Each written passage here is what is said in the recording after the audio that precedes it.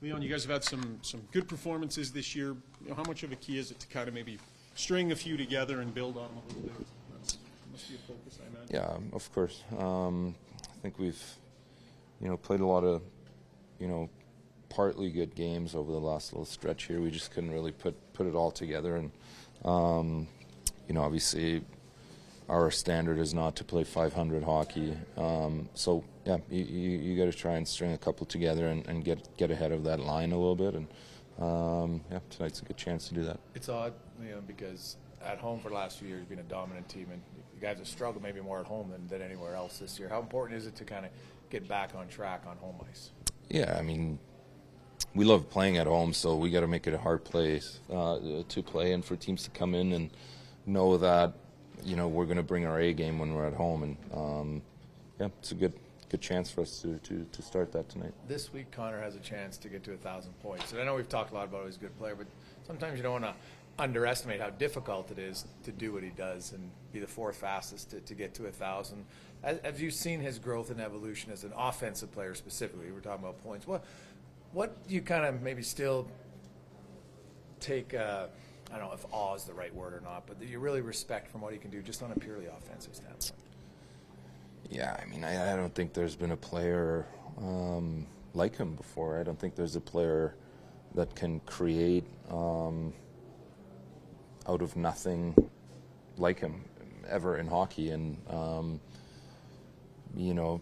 getting to 1,000 point at his age and how few games he's played, it's a little like mind blowing at times to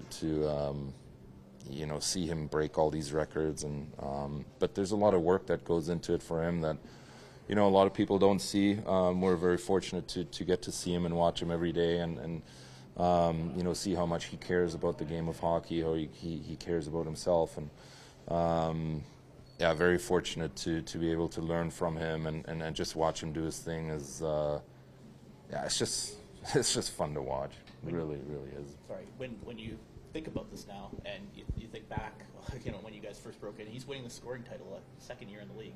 Does that still kind of resonate even to today? Just kind of in my eyes, there's never been a player like him. Especially in the modern era, like no player has created chances the way he does, and at the speed and at the consistency that he has over 10 years now. So very, very, very impressive. When he first showed up, guys said he ate, slept, and breathed the game, and maybe didn't have a ton of fun around hockey as some of the veterans perhaps did. You grew up with a guy. What's the difference in Leon and Connor on a Saturday night today compared to when you guys broke in? How have you changed off the ice and in your personal lives?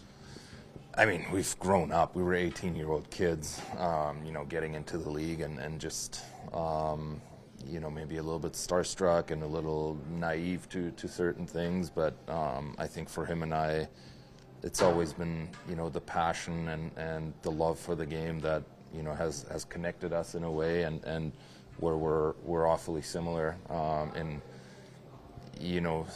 watching hockey, seeing the game, learning, and that hasn't changed for him, nor has it for me. So it's been fun, watching him grow up on and off the ice. Just a terrific human being. Last one for me. He said he doesn't really want to talk about this milestone, which I don't know, surprises most of us who know him a little bit. Does it? I guess I'd ask you, why do you think he'd rather something like this just pass quietly? Because he's not a guy that likes the show about it all. He likes the end product of it, and he puts his work into it every single day, and I'd be lying if I said he doesn't want to achieve it as soon as possible. That's human nature, but he's not for the show, and he's never been for the show, and that's probably the thing that I respect about him the most. He goes about his things so quietly, and in a way almost doesn't want the attention to all these things, even though he will get it, and he should get it, but just the way he does things is very respectable, and yeah, just very fortunate to be around him.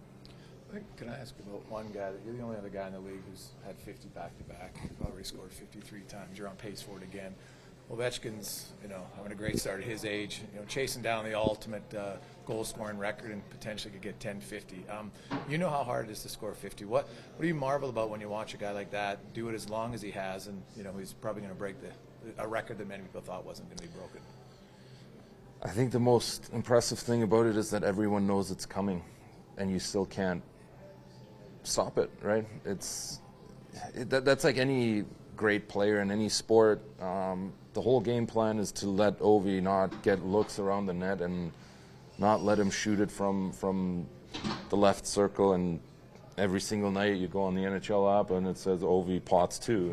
It's like, okay, it's just impressive. And it's the same thing with Connor. Every team that comes in here, their game plan is, okay, how do we shut down Connor? He gets another 120 points, right? That's just what the best players do. They get better and better, and they find ways to continue to be productive. And the way Ovi has done that is obviously, incredible. Yeah, Chris has been your coach now for a year, and coincidentally playing the Islanders tonight. But as he did in his first game, what kind of has resonated about him being your coach, and what's kind of stood out about maybe the changes he's kind of made in the last year for this team? I think he's a calm guy, obviously. He's made a lot of good decisions. He's done a good job.